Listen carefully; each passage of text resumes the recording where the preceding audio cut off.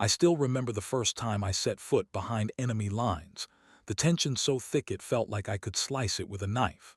France was occupied, every town crawling with German soldiers, every shadow a potential threat, and yet I knew there was no turning back. The Special Operations Executive had trained me, drilled me, prepared me, but nothing could truly prepare you for the reality of walking alone into a world ruled by fear and oppression. I was just one man, but I carried the weight of hundreds, the hopes of an entire resistance movement, and the responsibility to turn the tide against an enemy that seemed invincible. From the moment I landed, I understood the stakes. I was a Scotsman with a uniform that meant little here, a man whose accent could betray him at any moment. I had to move like a ghost, silent and unseen, while keeping the resistance alive and coordinated. I was there to strike fear into the enemy, to disrupt, to sabotage, and to prove that their occupation was not absolute. My orders were clear: inspire the local fighters, organize their efforts, and hit the Germans where it hurt most. But the reality was far more dangerous than any briefing could convey. The first few nights were the hardest. Every creak, every footstep, every distant shout could mean death. I remember crouching in an abandoned barn, listening to the rain patter on the roof, trying to calm my racing heart. I had maps, plans, and a radio, but survival often came down to instinct and sheer nerve. I learned quickly that courage wasn't just about charging into battle. It was about staying alive long enough to make a difference. One wrong move, one misplaced word, and the entire network could collapse. It wasn't all stealth and caution, though. I found myself leading attacks with groups of French resistance fighters, men and women who had known nothing but occupation, fear, and loss for months, sometimes years. I became their guide, their strategist, their symbol of defiance. We raided supply convoys, destroyed communications, and sabotaged key installations.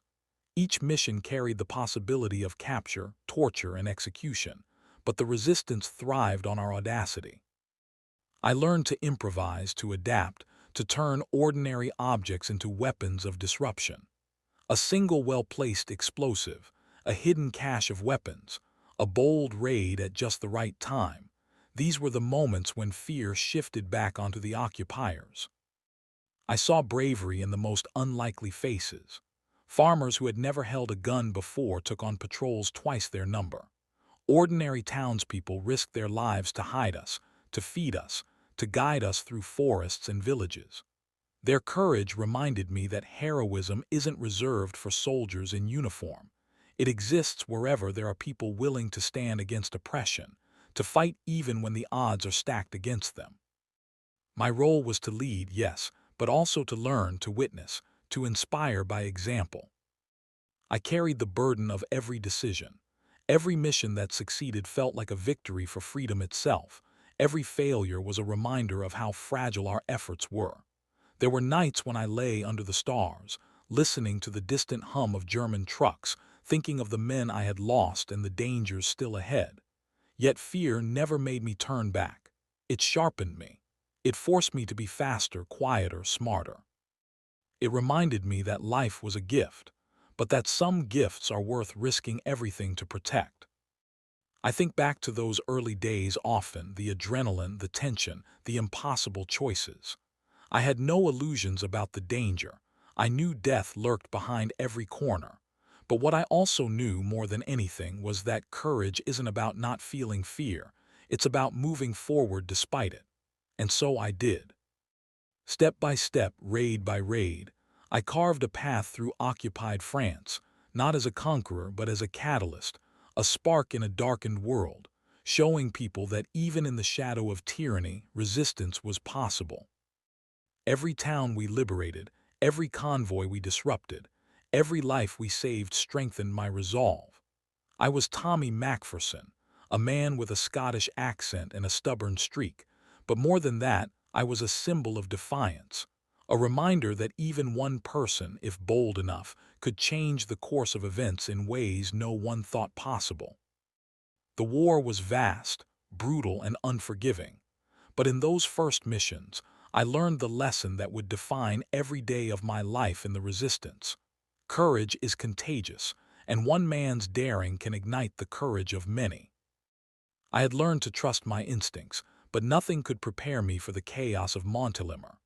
The town lay ahead like a calm before a storm, quiet and deceptively peaceful, while German patrols moved with mechanical precision through the streets. My team and I had been planning this ambush for weeks, coordinating with French resistance fighters who knew every alley, every hidden path, every roof that could serve as a lookout. Yet even with all that preparation, the moment we moved in, I felt the pulse of danger thrumming in my veins. We positioned ourselves along the main supply route, hearts hammering, eyes scanning every shadow. The trucks came into view, a convoy of enemy supplies, their metal glinting in the afternoon sun. The order was simple: disrupt, destroy, and disappear before the Germans knew what hit them. But execution was anything but simple. I could hear the creak of wheels over cobblestones, the murmur of voices inside each vehicle, the tension in my own squad as we prepared to strike. I signaled to my men, and in that instant time seemed to stretch.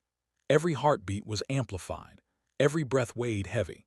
I could feel the weight of responsibility pressing down. One wrong move and not only would our mission fail, but countless lives would be lost. But hesitation was fatal. I drew a deep breath, focusing on the task ahead. The first explosive went off, a calculated blast that flipped a truck and threw the enemy into confusion. The next moments were a blur of motion, dodging gunfire, moving supplies, coordinating our fighters to maximize the disruption. Amid the chaos, I saw ordinary men perform extraordinary acts. Farmers turned fighters, wielding rifles they had never touched before, striking with precision and courage that inspired awe. Children who had hidden us in barns watched from the shadows, wide-eyed as their bravery was mirrored by ours. The convoy was stopped, supplies destroyed, morale shattered. And yet the real danger was not over. Retreating through Montelimar meant navigating streets that could be crawling with reinforcements, and I knew the Germans would not let us escape without retaliation. We melted into the forests after the attack, moving silently, the adrenaline giving way to exhaustion. But even in that brief respite, my mind raced. I replayed every decision, every moment of the ambush, aware that luck had been a silent partner. I thought of the men we had saved indirectly, the civilians who could now live another day without fear of immediate reprisals, and the Germans who would question every movement in town from now on. I felt both relief and a gnawing tension. Success was always paired with the knowledge that the war was far from over. That night, as we huddled in a hidden barn, damp and weary, I reflected on what it meant to be part of the resistance. Courage was not just running into danger, it was meticulous, relentless, and measured. It was knowing when to strike, when to retreat, and when to inspire those around you. Every mission etched into my memory a lesson. Fear was not an enemy but a guide, showing where bravery was most needed. Montelimar changed everything. The ambush became a symbol, whispered about in both occupied towns and among resistance networks. I had learned that one well-planned act could ripple outward, unsettling the enemy far more than brute force alone ever could. And I knew then, more clearly than ever, that I was not just a soldier or a saboteur. I was a catalyst for courage, a man whose daring could empower others to stand and fight. Even as dawn broke over the French countryside, painting the fields gold, I understood that the war demanded more than physical bravery. It demanded cunning, creativity, and the audacity to act when most would hesitate. And in that understanding, I found my purpose: to push further, strike harder, and inspire courage wherever it was needed, no matter the cost. Operation Dragoon was supposed to be a turning point, a massive Allied invasion to push the Germans out of southern France. But for me, it wasn't about grand strategy or the headlines. It was about boots on the ground, lives at stake, and the narrow margin between success and annihilation. The night before we moved, I sat alone in a barn, poring over maps by the dim glow of a lantern, trying to memorize every road, every hill, every possible escape route. My men trusted me, and I could not afford to fail them, or the thousands of civilians whose lives hung in the balance. We dropped behind enemy lines under cover of darkness, the roar of distant artillery echoing across the hills. The French countryside looked calm, almost serene, but I knew better. The Germans were everywhere, patrolling roads, manning checkpoints, and hunting for any signs of resistance. I could feel the weight of responsibility pressing down like a lead coat. Every decision I made could tip the balance, could save lives, or doom them. The adrenaline made my hands shake, but my mind stayed sharp. I had learned the hard way that fear was only useful if you let it guide your caution, rather than your hesitation. We moved in small groups, blending with the shadows, slipping through forests and fields as quietly as ghosts. The resistance fighters I led were courageous, but inexperienced. Many had never fired a gun in anger. Many had never seen the horror of a firefight up close. I became their teacher and their shield, guiding them through ambushes, showing them how to strike decisively and vanish before the enemy could retaliate. Every convoy we hit, every communication line we destroyed, was a step toward weakening the German grip and giving the Allied forces a chance to advance. One morning, we encountered a supply convoy that stretched nearly a mile, heavily guarded, bristling with weapons and soldiers. I signaled my men into position, our hearts pounding in unison. I knew the risks. One false move and the entire operation could collapse, but hesitation was not an option. We hit them like lightning. Explosions tore through the air, vehicles overturned, and soldiers scrambled in confusion. Amid the chaos, I moved with precision, guiding my team, ensuring every move had purpose. Every second counted, and yet time seemed to stretch, each heartbeat magnified as the world around us became a blur of motion, smoke, and noise. Even as the convoy fell apart, the Germans attempted a counterattack. Bullets whizzed past, splintering the trees and throwing dust into our eyes. I could feel fear clawing at my mind, but I pushed it down, letting training and instinct take over. I shouted orders, directed fire, and encouraged the resistance fighters to hold their ground. I saw bravery in its rawest form, farmers striking with rifles, young men charging forward despite wounds, women running messages through dangerous terrain without hesitation. Their courage fueled mine, and in that moment, I realized that leadership was less about issuing commands and more about embodying the fearlessness you wanted others to follow. By nightfall, the convoy was destroyed, its supplies scattered or burned, its soldiers fleeing in disarray. We slipped away as silently as we had arrived, disappearing into the forests, leaving only chaos and confusion behind.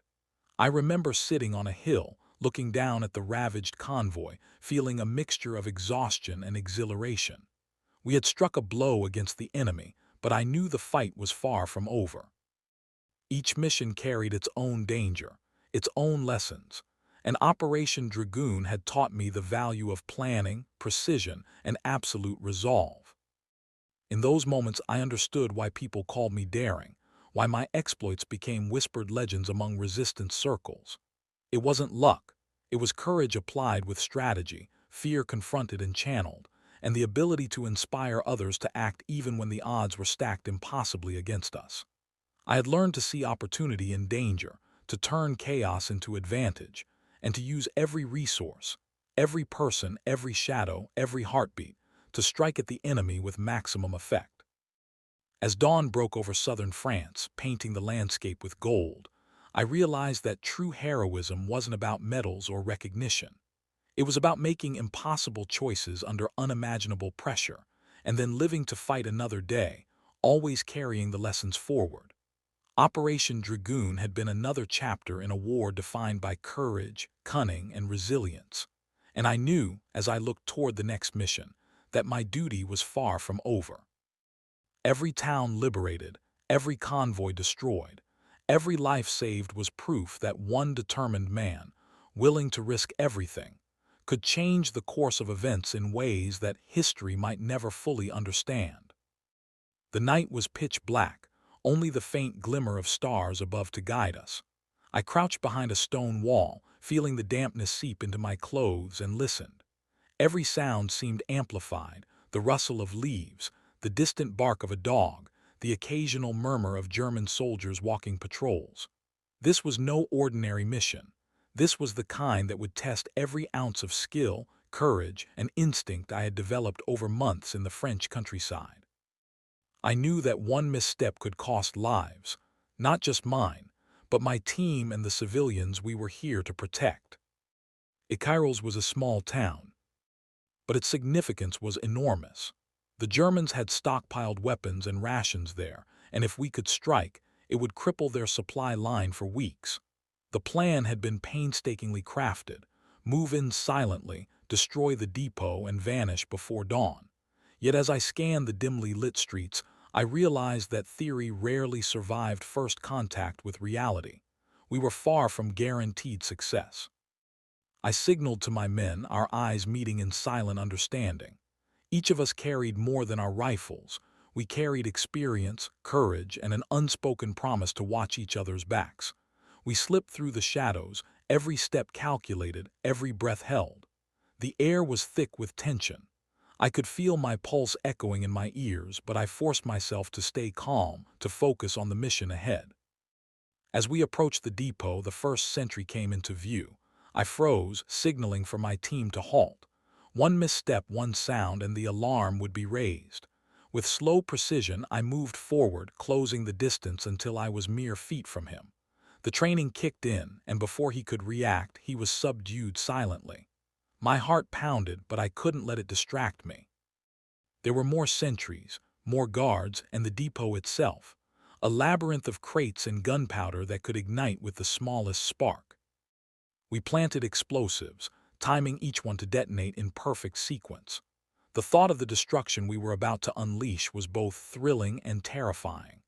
I thought of the people who had risked everything to help us, of the families in nearby villages who depended on the resistance to weaken the enemy, and of my men who trusted me with their lives. The weight of responsibility was immense, but it sharpened my focus. Every movement, every decision, every command mattered. Then came the first explosion, a controlled eruption that shook the ground beneath us. Fires ignited, flames licking the sky, and the German soldiers scrambled in chaos. Gunfire erupted, and I could hear the shouts and confusion of our enemies as they tried to regroup. My team moved like shadows, striking and retreating with precision. We had trained for this, but nothing could replicate the sheer intensity of combat in real life. In the midst of the chaos, I saw acts of bravery that humbled me. Young resistance fighters, barely men, taking down entrenched soldiers with a courage that seemed impossible. Civilians risking their lives to warn us of patrols. It was in these moments that I realized heroism wasn't about medals or glory.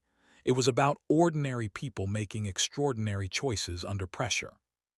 By the time dawn broke, Iquiros was a scene of calculated ruin. Supplies destroyed, enemy morale shattered, our team largely unscathed. We slipped away through narrow alleys and hidden paths, leaving only echoes of our raid behind. I remember sitting in the woods afterward, chest heaving, heart still racing, reflecting on what we had accomplished. The night raid had been more than a mission. It was a lesson. Courage and planning, instinct and precision, trust and leadership. These were the tools that allowed a few determined men to challenge a powerful enemy and emerge victorious.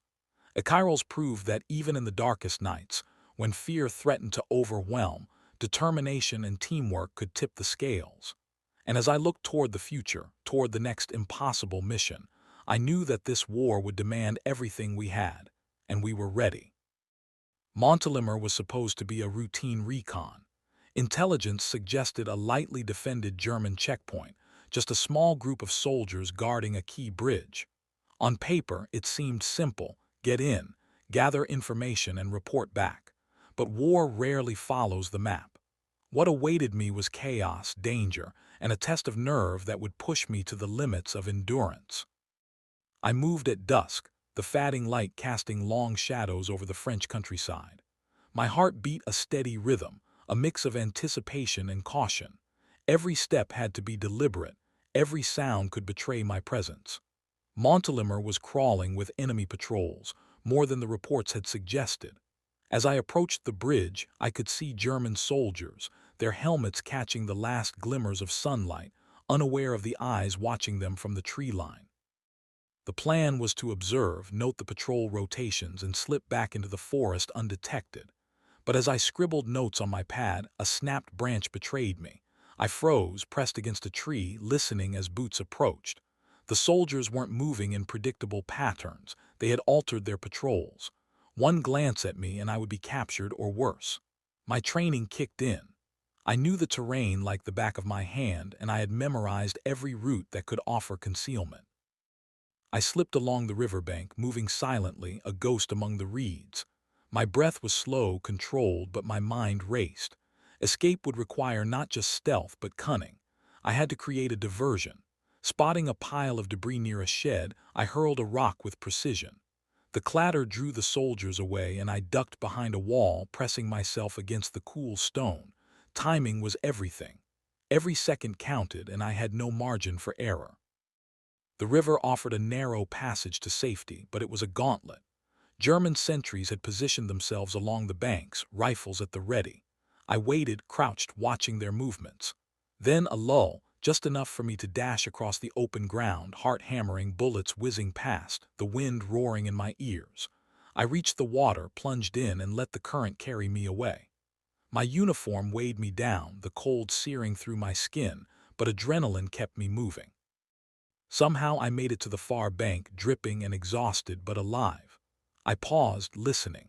No shouts, no pursuit, just the river murmuring, carrying me away from the danger. That night I found refuge in a small farmhouse hidden from view. The family inside offered food and warmth, showing remarkable courage themselves. They understood the risks, yet chose to help. It reminded me that war was not just about battles and strategies. It was about human courage, trust, and solidarity in unimaginable circumstances. The escape from Montelimar became one of those stories that didn't make the history books. Few knew of it, fewer still witnessed it. Yet it exemplified the essence of survival, ingenuity, and relentless determination. The bridge remained intact, the enemy unaware of the intelligence I had gathered, and my team had gained crucial insights into German movements. Reflecting on that night, I realized the lessons were timeless. Quick thinking can save lives. Courage often shows up when no one is watching, and the right combination of patience and daring can turn even the direst situations into victories. Montelimar was more than an escape. It was a testament to the resilience, resourcefulness, and fearlessness required to survive behind enemy lines. It was proof that ordinary men, when faced with extraordinary danger, could achieve the impossible. And as I rested that night, the stars blinking above like distant sentinels, I knew this war would demand more of me, but I was ready. Each mission, each escape, each brush with death had forged a skill set, a mindset, and a reputation that could withstand even the darkest hours of war. I had learned to move like a shadow, to think like the enemy, and to trust in both myself and those around me. Montelimar had tested me, but I had emerged stronger, more capable, and more determined than ever to continue the fight. The train rumbled in the distance, a metallic growl that promised destruction if we failed. Dijon was critical for German logistics, a hub where troops and supplies converged before heading north. Our mission was clear: disable the rail lines and create chaos, but executing it meant navigating enemy territory, avoiding patrols, and ensuring the explosions were precise. I felt the weight of responsibility settle on my shoulders as we approached the outskirts under the cover of darkness. I moved through the vineyards, each step deliberate, each sound muted. The enemy was everywhere, yet unseen, shadows blending into shadows. I could hear the faint whine of the train, feel its vibrations through the earth beneath me. My team was with me, though we communicated silently, gestures and nods replacing words. Trust had become our currency. One misstep, one moment of hesitation, and lives would be lost. We reached the rail line, crouching behind hedges. I could see the soldiers stationed along the tracks, alert but unaware of our presence. Planting explosives required both speed and precision. I checked the timers, ensuring each charge would detonate in sequence. The plan was to create a diversion at one end while the main line went down. Everything had to happen perfectly. As I worked, memories of past missions flashed through my mind, the tension at Kairos, the near capture at Montelimar. Each experience had honed my instincts, sharpened my senses.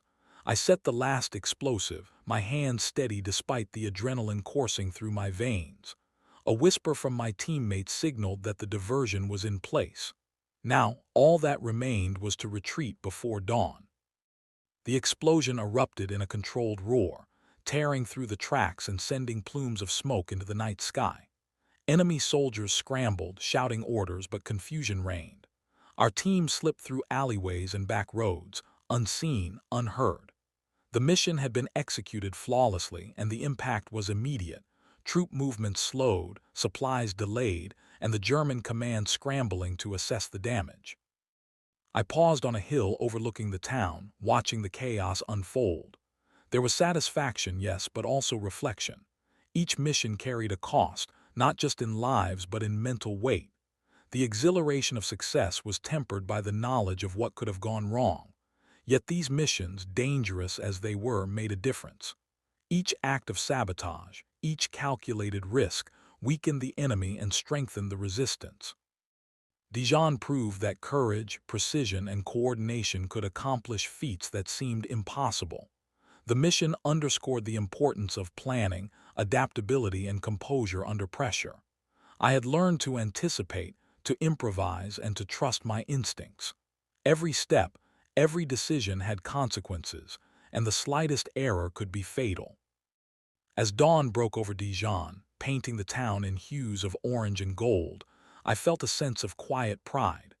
We had struck a significant blow, disrupted enemy operations, and returned unscathed. But beyond that, I understood the essence of what we were doing. We were ordinary men facing extraordinary challenges, relying on skill, bravery, and teamwork to change the course of events.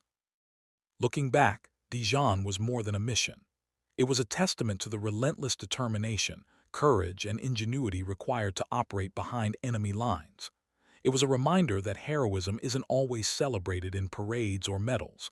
Sometimes it exists in quiet, dangerous acts that shift the tide of war. And as I moved on to the next challenge, I carried those lessons with me. Lessons of vigilance, resilience, and unwavering resolve in the face of danger. The night was thick, almost suffocating, the kind of darkness that drapes over the countryside like a heavy blanket. I remember gripping my rifle tighter, the cold metal pressing into my palms, my breath rising in small, visible clouds.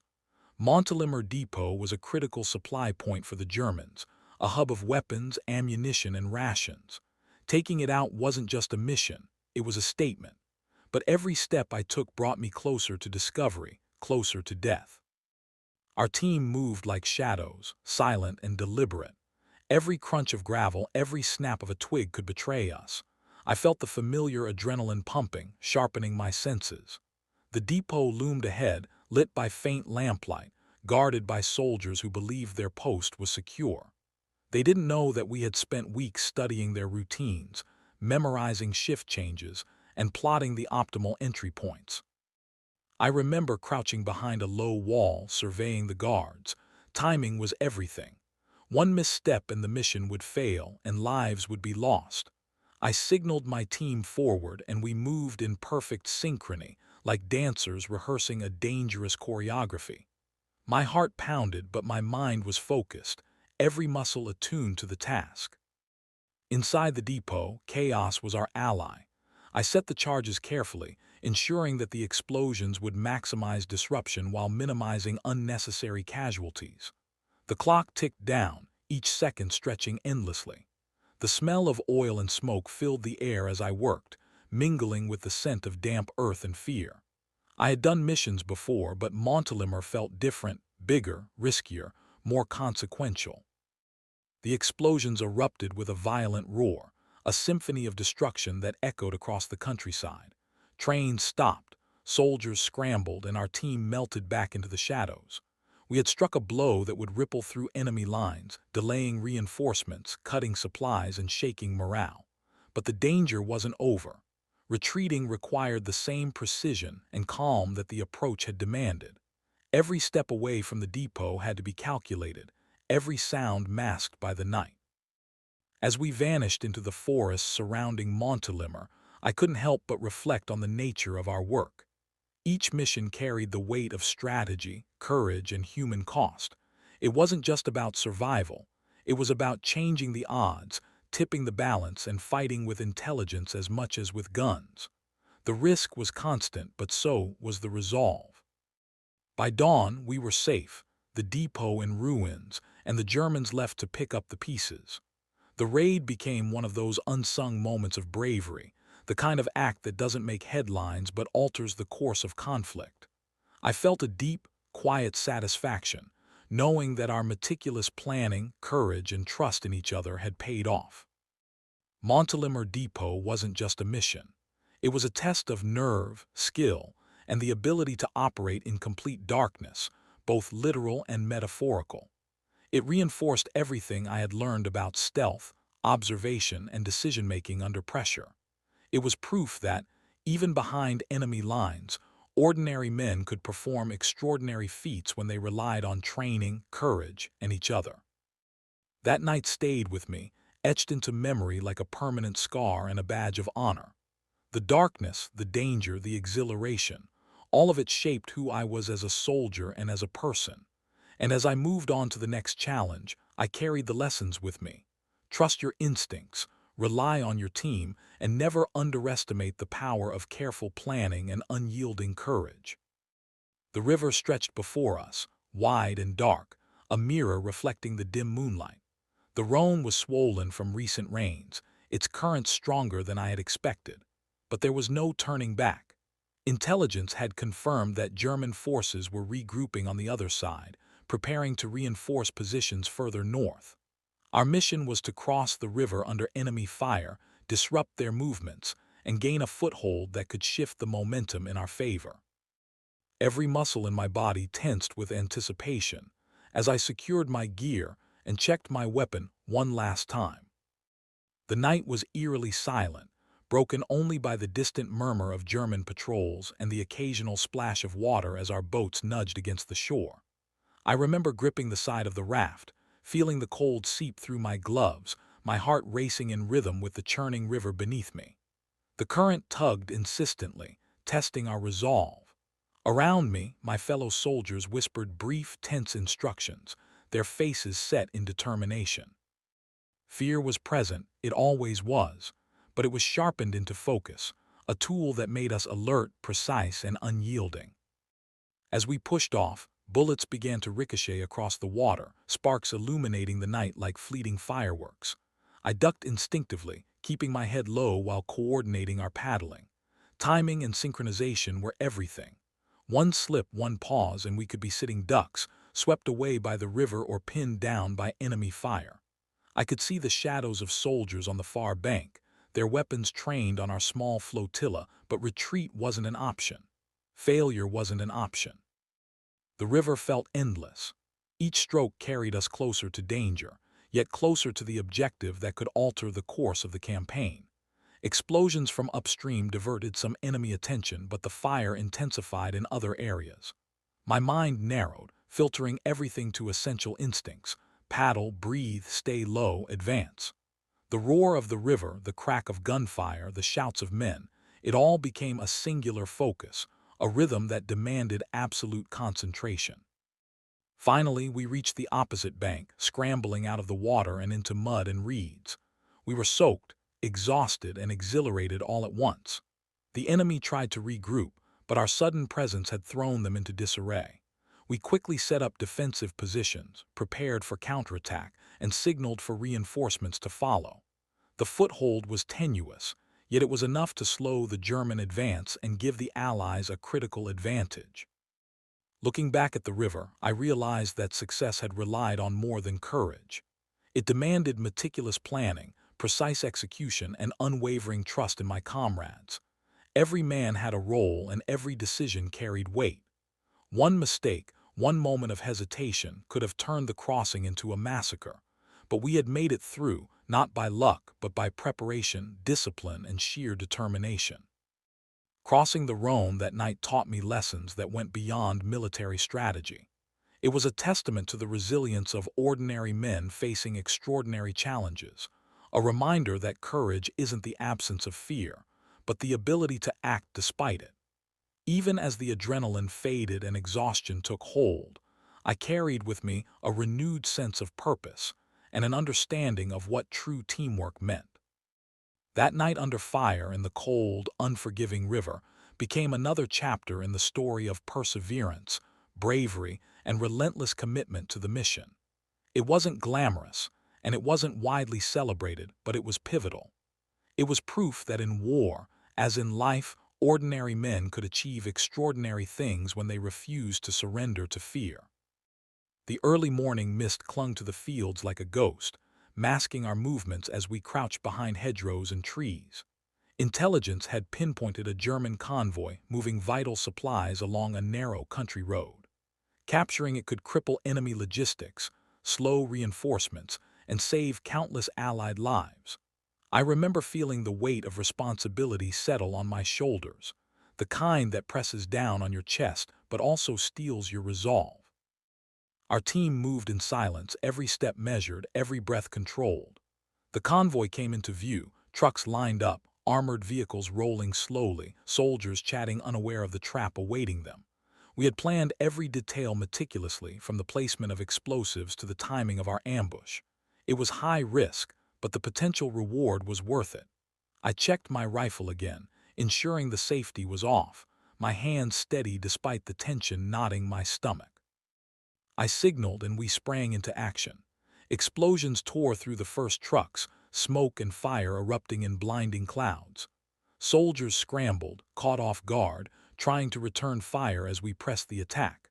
I remember sprinting across the open road, dodging gunfire, adrenaline sharpening every sense. It was chaos, controlled only by the hours of planning and training we had put into this operation. We neutralized the guards efficiently, securing the convoy and taking prisoners without unnecessary loss of life. Vehicles were disabled, supplies captured, and the road cleared in our favor. The mission demanded quick thinking. Unexpected resistance required split-second decisions that could mean life or death. I remember feeling a strange calm amidst the chaos, a clarity that comes only when preparation meets opportunity. The aftermath of the ambush was surreal. The convoy lay in ruins, the Germans disoriented, and our team exhausted but victorious. I recall the mixture of relief, pride, and sobering awareness of what war truly entailed. Each captured vehicle, each disabled weapon, wasn't just a tactical win. It was a moment of leverage that could save lives on the front lines. But it also reminded me of the human cost, the fragile line between success and disaster. Walking back through the fields after the operation, I reflected on the nature of bravery. It isn't about heroics or recognition. It's about commitment, precision, and an unwavering sense of duty. We were ordinary men performing extraordinary tasks, driven by a collective purpose larger than ourselves. Every mission like this reinforced that courage was cultivated through preparation, trust, and the willingness to face fear head-on. The capture of the German convoy became one of those pivotal moments that didn't make the history books but shaped the course of local operations. It demonstrated the power of intelligence, strategy, and meticulous execution. We had struck where the enemy least expected, achieving disproportionate impact with limited resources, a hallmark of small unit ingenuity during the war. By nightfall, the convoy was secured, prisoners interrogated, and our presence hidden once more. The fields returned to an eerie calm, the only evidence of our action the disabled vehicles and distant echoes of gunfire. I realized that these operations, though unseen by most, define the essence of wartime heroism: courage under fire, trust in one's comrades, and the relentless pursuit of objectives despite overwhelming odds. Looking back, I understood that the mission wasn't just about the convoy. It was about proving that careful planning, fearless execution, and unity could achieve the impossible. It was another testament to the extraordinary feats ordinary soldiers could accomplish when they refused to falter in the face of danger. and it shaped my understanding of leadership, courage, and the profound impact of decisive action. Night had fallen like a velvet curtain over the French countryside. I could barely make out the shapes of the buildings in the small village we were assigned to infiltrate. Our mission was clear: sabotage a German communications hub that controlled troop movements and intelligence flow across the region. Failure was not an option. Every detail mattered, every sound could betray our presence. I remember crouching behind a crumbling wall, listening to the wind rustle through the trees, my heart pounding, my nerves taut. We moved silently, like shadows, slipping through alleyways and avoiding patrols. I carried my pack tightly, ensuring that explosives and tools were secure while keeping my rifle close. The weight of responsibility was immense. If we were discovered, capture or death would be almost certain. Yet fear was tempered by preparation. Every training exercise, every mission rehearsal had built this confidence.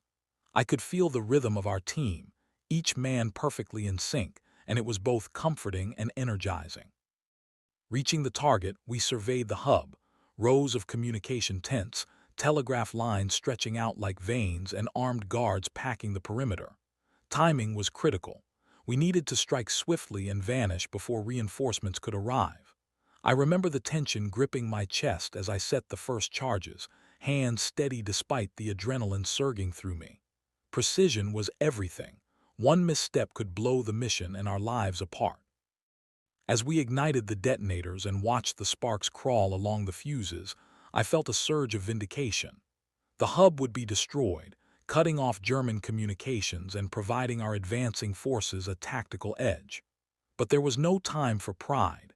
Explosions erupted in perfect sequence, shattering windows, snapping poles, and sending smoke and flames into the night sky. Gunfire erupted as German soldiers scrambled, and we melted into the shadows, moving with deliberate urgency toward our extraction point. Every step away from the hub was a test of nerves and skill. Patrols searched, lights swept across the ground, and every sound echoed with deadly potential. I remember the calculated breathing, the mental checklist of obstacles, and the unwavering focus on the path ahead. One wrong turn could mean capture, yet we pressed forward, relying on training, instinct, and the silent trust we had in each other. By the time we reached friendly lines, exhaustion weighed heavily, but there was exhilaration too. The mission had been a success. Enemy communications were crippled, and we had returned without a single casualty. It wasn't heroics or glory that defined that night. It was meticulous planning, teamwork, and the courage to face danger with unwavering determination. Reflecting on that operation, I realized that the true essence of bravery isn't flamboyant or celebrated. It's the quiet, disciplined acts carried out in dangerous shadows, where the stakes are life and death. Sabotage missions like this required not just courage, but intelligence, patience, and absolute commitment to the objective. The destruction of the communications hub proved that even small groups of determined soldiers could disrupt larger forces, creating opportunities that shaped broader campaigns. It reinforced the belief that preparation and execution could turn the tide, even when facing a seemingly insurmountable enemy. That night behind enemy lines wasn't just another mission. It was a testament to human ingenuity, resilience, and the extraordinary feats that ordinary men could accomplish when fear was met with action. The explosion had echoed across the valley, leaving a cloud of smoke and dust that hung thick in the air.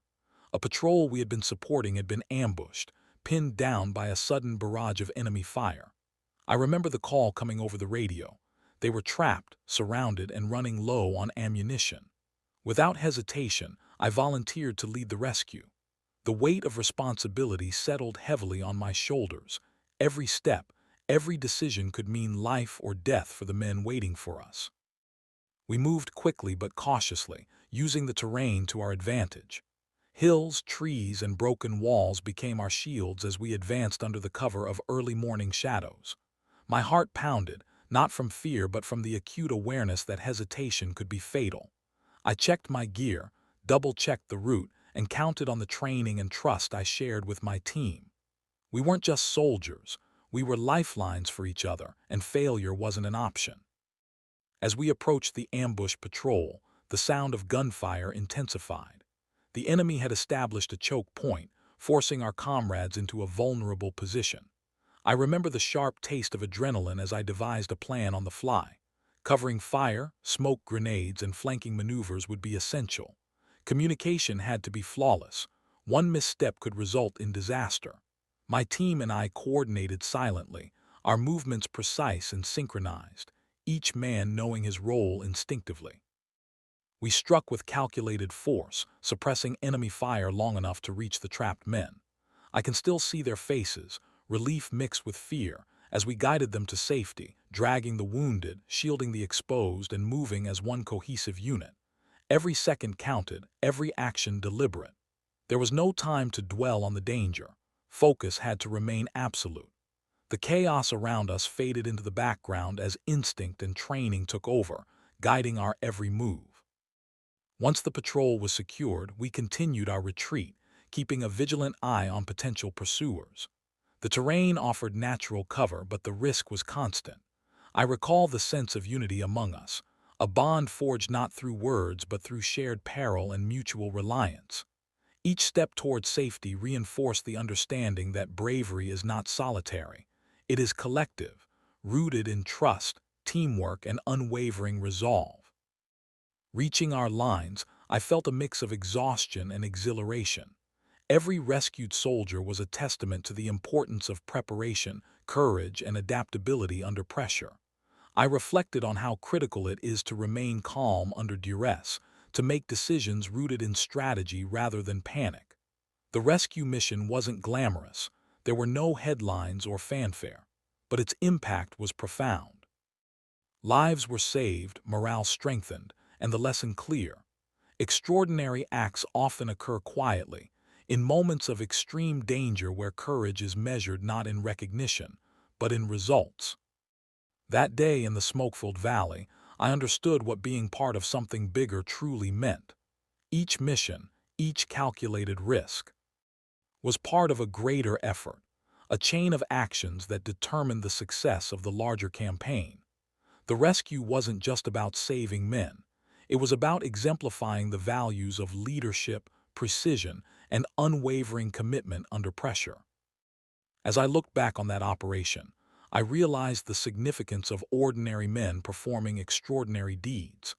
The ability to face fear, to act decisively, and to protect one another in the most dire circumstances defines the essence of heroism.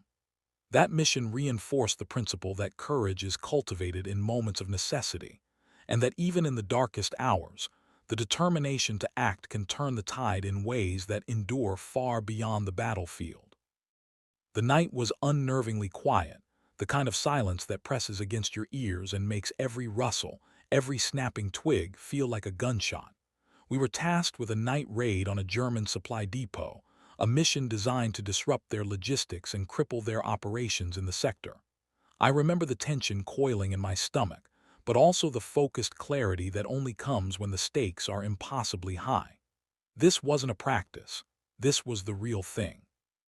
Our approach was slow and deliberate. Moonlight filtered through the clouds, casting long shadows over the terrain. Every step was calculated, every movement measured. We had to avoid sentries, tripwires, and searchlights. I remember gripping my rifle tightly, listening intently, my senses heightened to the point that even the slightest rustle seemed amplified. The depot lay ahead, and the responsibility to complete the mission safely weighed heavily on me. We infiltrated the perimeter with careful precision, each man knowing his role instinctively. The plan was simple but dangerous: disable vehicles, destroy supplies, and retreat before reinforcements could arrive. It was the kind of operation that left no room for error. I recall the calculated rhythm of placing charges, the meticulous checking of timers, and the whispered coordination between my team members. Every second counted, and failure wasn't an option. As the explosions erupted, the depot erupted in chaos. Vehicles burned, ammunition caches detonated, and enemy soldiers scrambled, disoriented and panicked. I remember the adrenaline surge as we moved through the shadows, taking out guards only when necessary, ensuring the destruction was complete and keeping casualties to a minimum. The noise of the raid was deafening, yet amidst it all, I felt a strange sense of control.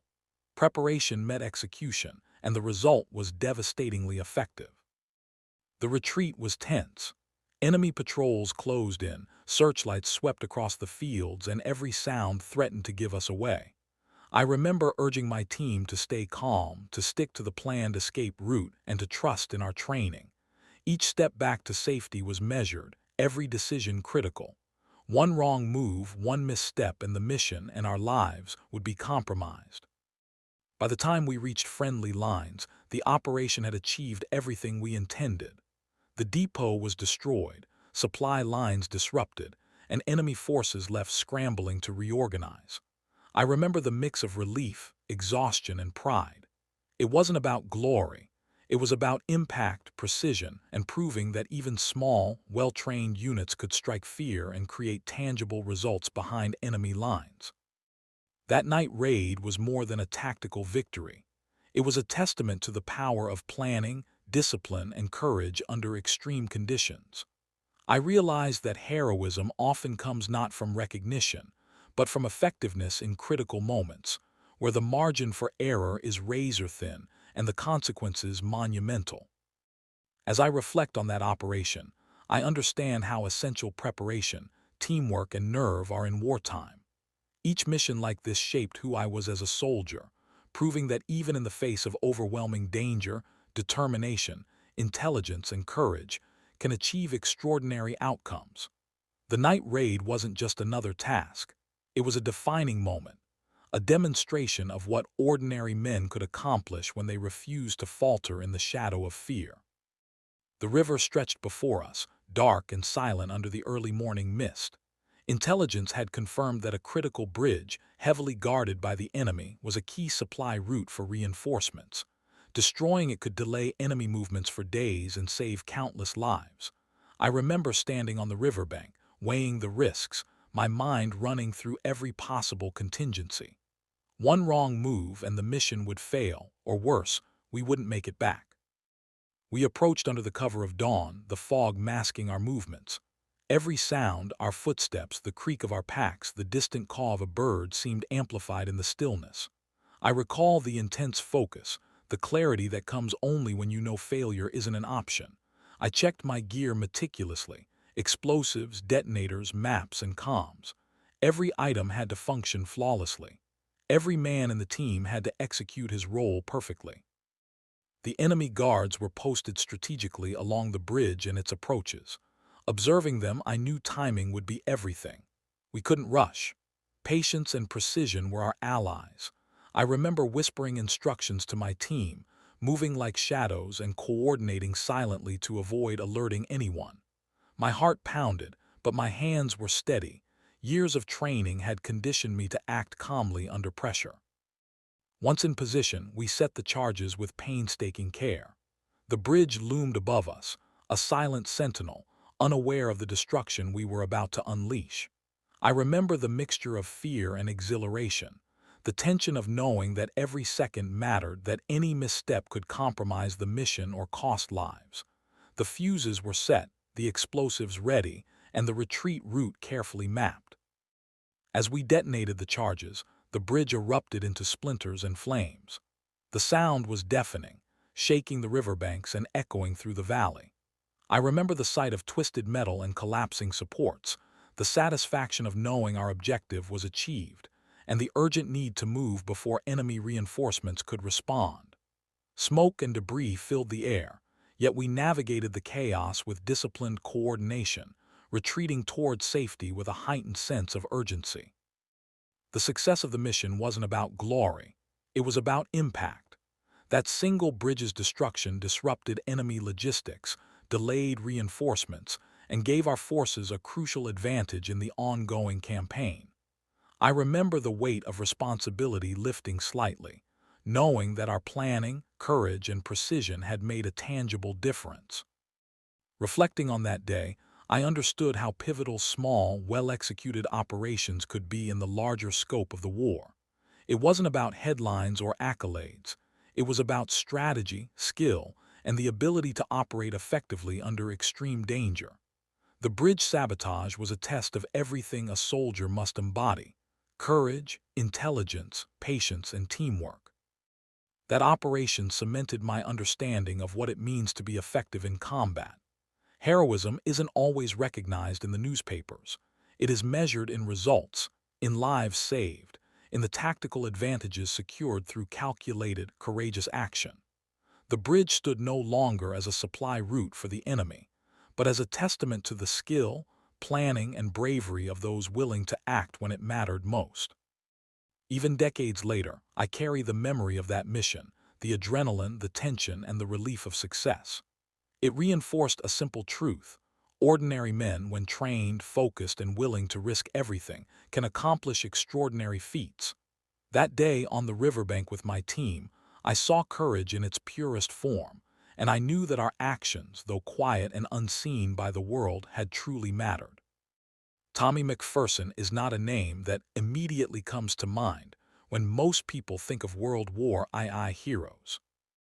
He does not feature in the glossy pages of history books or the dramatized films that define public understanding of the war. Yet, for those who study the real stories of bravery, precision, and selfless courage behind the front lines, Macpherson's name resonates like a quiet thunderclap, a symbol of extraordinary heroism carried out with humility and exceptional skill. Macpherson's life as a soldier was defined by his fearless approach to some of the most dangerous missions imaginable. From the earliest days of his deployment, he distinguished himself through a combination of tactical intelligence, physical courage, and relentless dedication to his team and mission. Unlike the stereotypical war hero who seeks recognition, Macpherson's motivations were rooted entirely in effectiveness. He understood that the impact of a mission could outweigh the visibility of personal glory. His operations, often carried out under the cover of night and behind enemy lines, disrupted supply chains, delayed reinforcements, and saved countless lives. The scale of his accomplishments becomes clearer when looking at specific missions. Infiltrating heavily guarded depots, sabotaging critical bridges, and executing high-stakes raids required more than physical skill. They demanded mental acuity, strategic planning, and unwavering nerve. Each operation was a masterclass in precision. Macpherson had an uncanny ability to assess risk, coordinate with his team, and adapt to unforeseen circumstances, all while maintaining focus under life-threatening conditions. These missions were the kind that could have ended disastrously in an instant, yet Macpherson consistently executed them flawlessly, earning the respect of superiors, peers, and historians alike. Beyond his operational achievements, Macpherson embodied the qualities of a true leader. His leadership style was subtle yet profoundly effective. He did not seek to command through authority alone. He earned the trust and loyalty of his comrades through his actions, his calm under pressure, and his willingness to share the risks equally.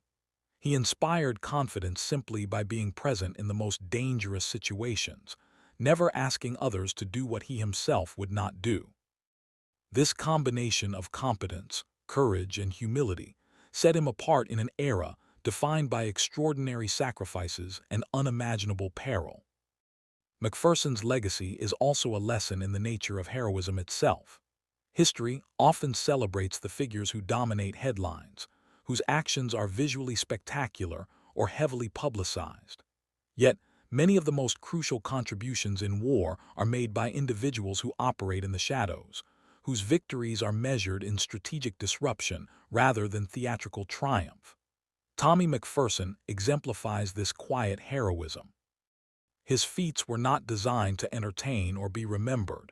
They were designed to achieve tangible results, and in that sense, his impact was immeasurable. To those who knew of him, Macpherson was more than a soldier. He was a living demonstration of the extraordinary potential of ordinary men when faced with extreme challenges.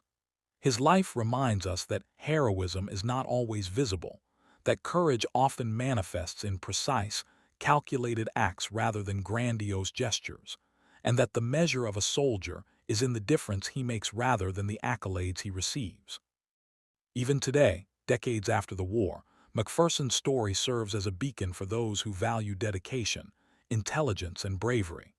He represents a class of heroes whose deeds were instrumental in shaping the course of history, yet whose names remain largely untold in popular culture.